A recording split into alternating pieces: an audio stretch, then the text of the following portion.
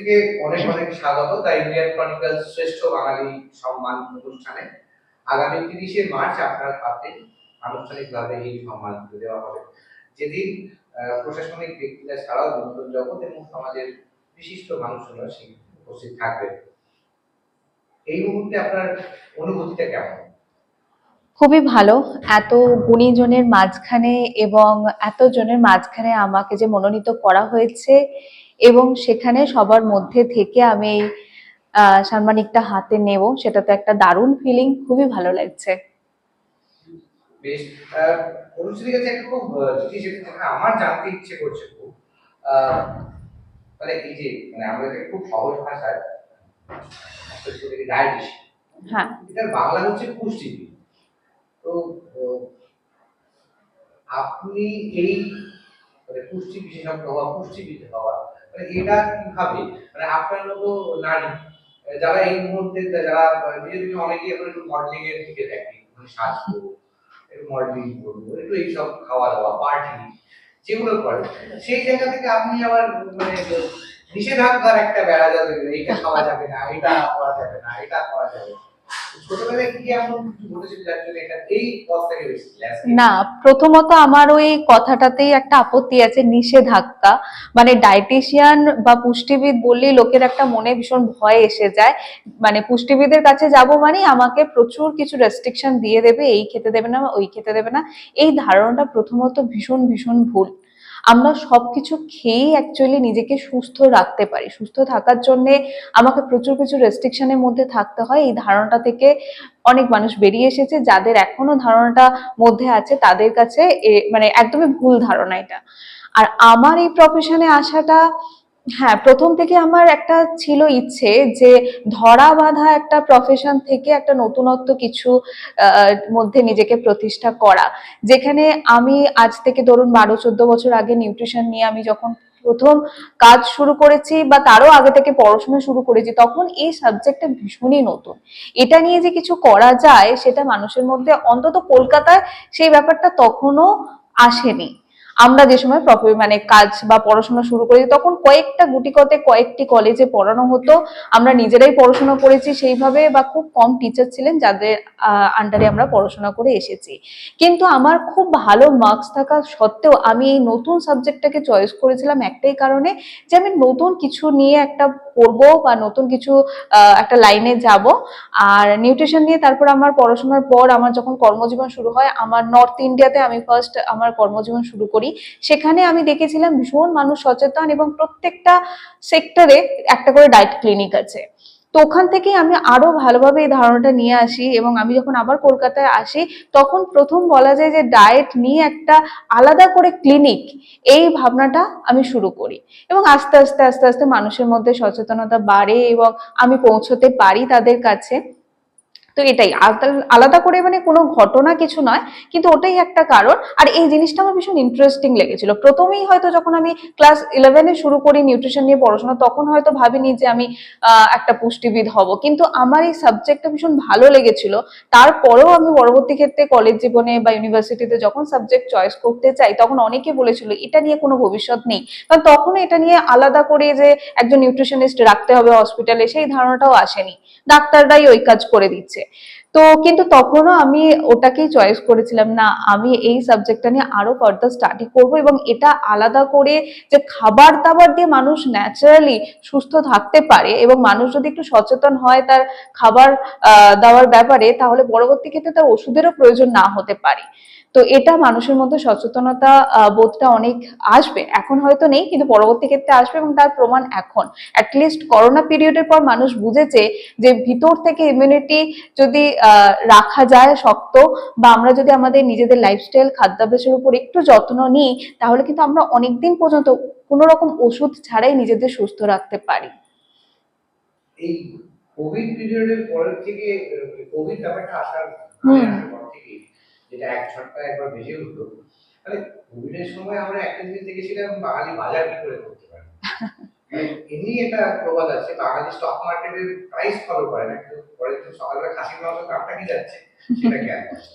সেই জায়গা থেকে এবং বাঙালি মানেই অন্যান্য আমাদের দেশে যত জাতি আছে তার মধ্যে বাঙালি হচ্ছে সব থেকে একদম খাদ্যপ্রিয়, একদম এবং সেই জায়গা থেকে বিশেষ করে আহ, নারী, আজকের যারা নারী, যারা আজকের নারী মানে তো অনেক অ্যাডভান্স, তারা কলেজ করছে, স্কুল করছে, দায়িত্বশীল পদে রয়েছে, পুরুষের সঙ্গে কাঁধে কাঁধ মিলিয়ে গেছে। এবং সেটা করতে গেলে সময়, হুম আজকে আমাদের কাছে সময়টা কি 24 হুম ঘন্টা হুম যদি হুম 48 ঘন্টা করে ফেলতে পারি তাহলে খুব ভালো। হুম সেই সময়ে চরম ব্যস্ততা, অফিস, স্কুল, কলেজ সবকিছু করে ডায়েটটা কি সত্যি সেইভাবে মেনটেন করা যায়? অ্যাকচুয়ালি আমরা ওইটাই বললাম না, মানে ডায়েটটাকে আলাদা করে অনেকে ভীষণ বার্ডেন ভেবে ফেলি, মানে আমি ডায়েট করব মানে আমাকে আলাদা করে বাড়ির সবার থেকে আলাদা করে খাবার দাবার তৈরি করতে হবে, আমাকে ঘড়ির কাঁটা দেখে খেতে হবে। এই ধারণাটাই ভুল। আমাদের দেখুন না, আমাদের আগের যে জেনারেশনরা তারা তো সুস্থ ছিল এবং তারা কি করতো, সেই খাবারই খেত।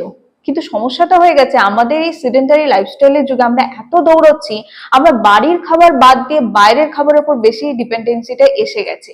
সেই কারণে কিন্তু সমস্যা। ডায়েট আলাদা করে কিছু করতে হবে না, আপনি শুধু বাড়িতে তৈরি খাবারটাকে অ্যাটলিস্ট সপ্তাহে যদি আপনি, না আমি একদিন দুদিন বাইরের খাবার খাবো, বাকি 28 ডেজ আমি বাড়ির তৈরি খাবার খাবো, সেটাই ডায়েট। তার জন্য আলাদা করে আপনাকে কিছু করতে হয় না। আমরা বাড়িতে রেগুলার রুটি পরোটা ভাত অ্যাটলিস্ট আমার ডায়েট চার্টে থাকে, যারা বলে যে বাড়ির খাবার বাদ দিয়ে আপনাকে প্রচুর একদম বিদেশি খাবার খেতে হবে, প্রচুর এই ব্রকলি খেতে হবে, অ্যাভোকাডো খেতে হবে, অলিভ অয়েলে রান্না করতে হবে, ব্রাউন রাইস খেতে হবে, সকালে উঠে আপনাকে এই ওয়ালনাট, এই বাদাম, ওই বাদাম, প্রচুর কিছু খেতে হবে, দামি দামি জিনিস। একদমই সেই দিকে দৌড়াবেন না, এটা ভুল। আপনি ডায়েট মানে হচ্ছে আপনার কাছে যে খাবারটা অ্যাভেলেবেল, আপনি যেটা খেয়ে বড় হয়েছেন, সেই ভাত রুটি সবজি ফল, যেগুলা ইজিলি আপনি যেখানে থাকেন সেখানে তৈরি হয়, সেখানেই তার পুষ্টিগুণটা বেশি থাকে এবং সেটা খেয়ে আপনি হেলদি থাকতে পারেন। এটাই হচ্ছে ডায়েট।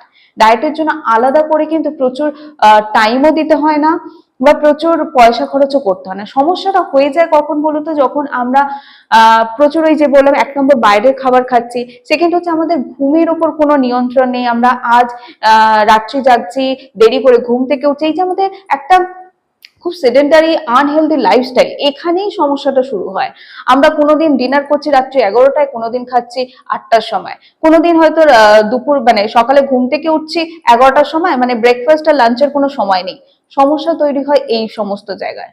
লাইফস্টাইল বলতে বোঝে একটা সঠিক সময়ে খাওয়া দাওয়া করুন, নিজেকে অ্যাক্টিভ রাখুন। সময় করে আপনাকে জিমে দৌড়তে হবে না, কিন্তু সারাদিন আপনি হাঁটা চলা কতটা পরিশ্রম করছেন, বাড়ির কাজ করছেন, অ্যাক্টিভিটি লেভেলটা কি আছে সেটা ইম্পর্টেন্ট। কতটা স্ট্রেস ফ্রি ভাবে আপনি লাইফ কাটাচ্ছেন, কতটা মেন্টাল হেলথ এটাকেও ঠিক রাখছেন। শুধু হেলদি খাওয়া দাওয়া করলে সব জিনিসটা হয়ে যায় না, আপনি ফিট হবেন না, আপনি হেলদি হবেন না। আপনার সারা দিনের রুটিন কি আছে, আপনি কতটা অ্যাক্টিভ আছেন, কতটা সময়ে খাওয়া দাওয়া করছেন, কতক্ষণ ভালোভাবে ঘুমোচ্ছেন, কতটা এক্সারসাইজ করছেন বা হাঁটাচলা করছেন, সবকিছু নিয়েই কিন্তু আপনার সুস্থতাটা নির্ভর করে। আর সেটা আপনি পারবেন বাড়ির ভাত রুটি পরোটা সবজি ফল এগুলো খেয়ে। হ্যাঁ, আপনাকে একটু ভাজাভুজি খাবার, এই রেগুলার সন্ধ্যাবেলা হলেই মনে হয় একটু বাইরের একটুখানি কিছু আনিয়ে খেয়ে নি, এই জিনিসগুলো থেকে বেরিয়ে আসতে হবে।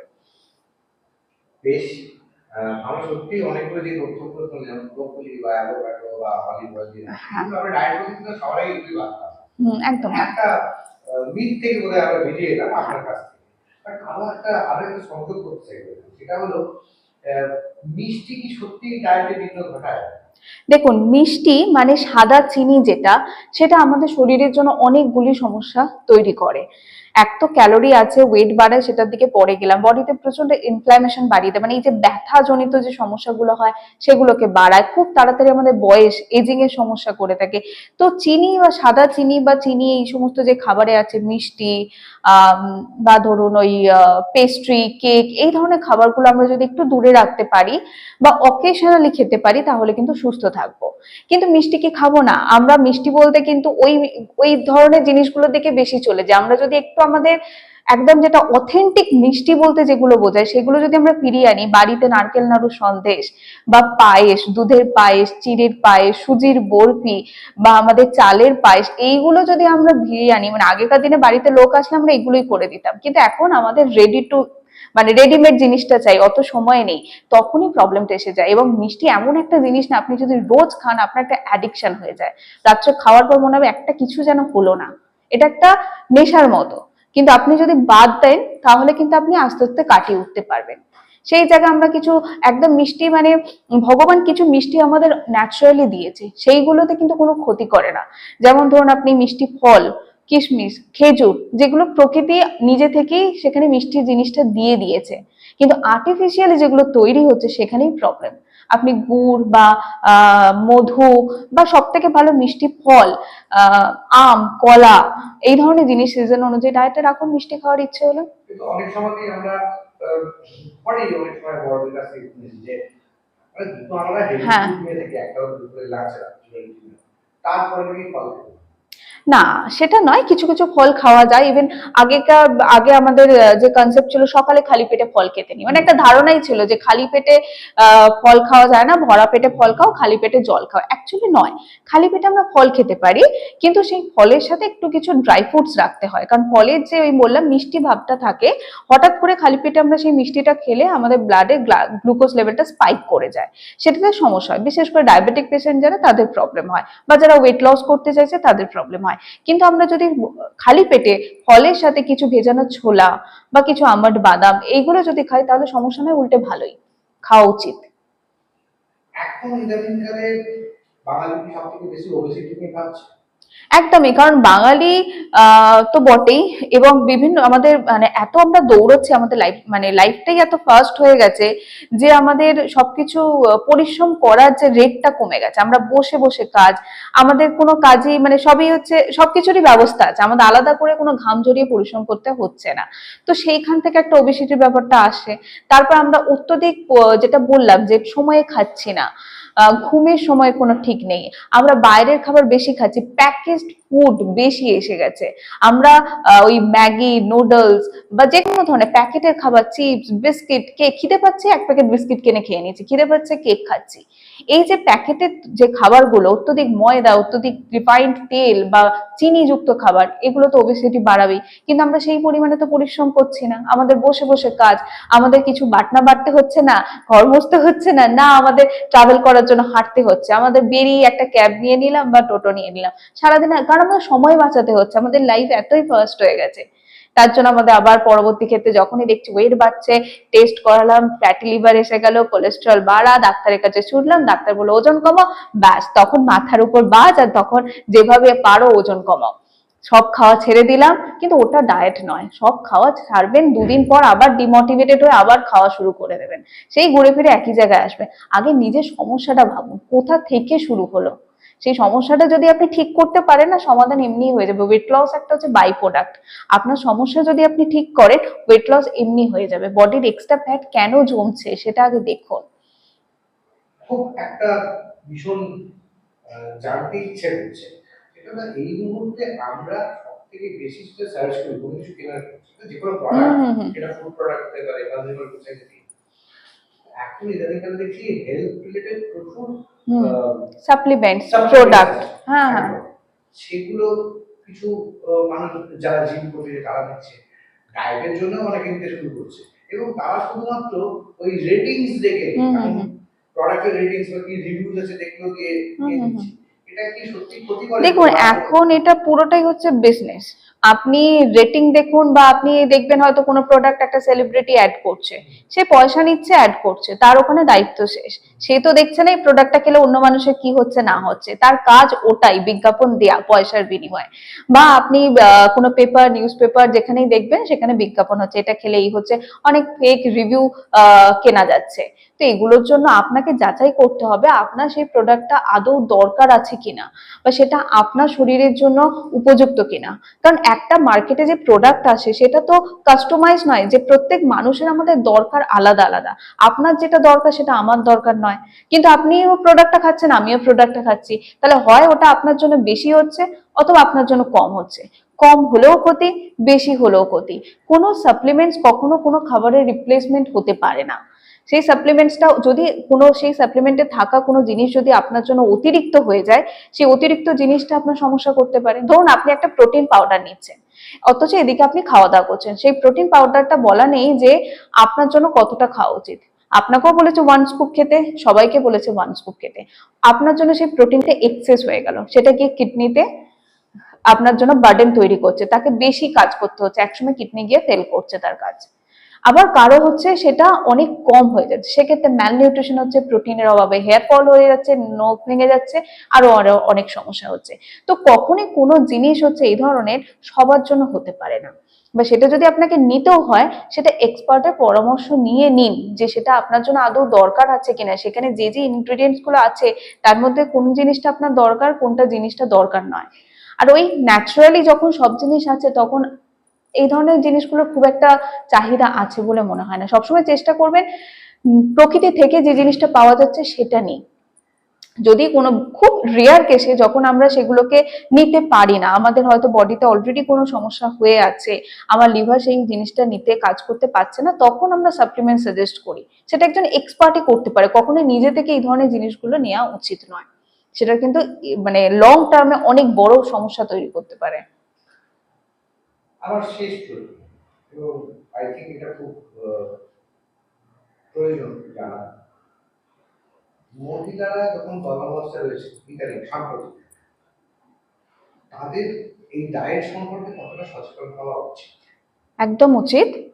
গর্ভাবস্থা বটেই, এবং বেবি হওয়ার একদিন সময় থেকেও উচিত। আমি বলি, সবাই বলে ডায়েট করার সঠিক সময় কি, আমার বাচ্চা ছোট, আমি কি বাচ্চাকে ডায়েট করাতে পারবো, বা আমি এখন প্রেগনেন্ট, আমি কি ডায়েট করতে পারবো? ডায়েটের কোনো সময় হয় না। ডায়েট জিনিসটা একটা, যে ধারণাটা বারবার মনের মধ্যে আসছে না, এটা থেকে বেরোতে হবে। ডায়েট মানে হেলদি খাওয়া দাওয়া, আর একটা স্বাস্থ্যকর খাওয়া দাওয়ার কোনো বয়স হয় না। প্রত্যেকটা বয়সের দরকার আলাদা, সেই দরকার মতো তার স্বাস্থ্যকর খাদ্য তালিকা তৈরি হয়। তো প্রত্যেক বয়সেই দরকার আছে, একটা ছোট বাচ্চার দরকার আছে, প্রেগনেন্ট বয়সে অবস্থায় দরকার আছে, ল্যাকটেশন অবস্থায় দরকার আছে, একটা মেয়ে যখন তার অ্যাডোলেসেন্স পিরিয়ডে যাচ্ছে, মেয়ে বা ছেলে, সেই সময় একটা আলাদা তার রিকোয়ারমেন্ট, একটা মানুষ যখন বয়স তার 60+ হচ্ছে তখন তার আলাদা রিকোয়ারমেন্ট। প্রত্যেকটা বয়সে প্রত্যেকটা মানুষের, ছেলে মেয়ে প্রত্যেকের আলাদা আলাদা রিকোয়ারমেন্ট। তাই কোনো বয়স হয় না ডায়েট করার জন্য। প্রেগনেন্সি অবস্থা যেটা আপনি বললেন, সে তো অবশ্যই দরকার, কারণ তার ভিতরে একজন প্রাণ হচ্ছে বড় হচ্ছে, তো দুজনের রিকোয়ারমেন্ট অনুযায়ী তাকে খাওয়া দাওয়া করতে হবে। এবং কিছু কিছু জিনিস যেমন আয়রন বা কিছু কিছু জিনিস, ভাইটাল নিউট্রিয়েন্টস, যেগুলো হচ্ছে সেই সময় বাচ্চা তার 6 মান্থস পর্যন্ত স্টোর করে নেয় বডিতে।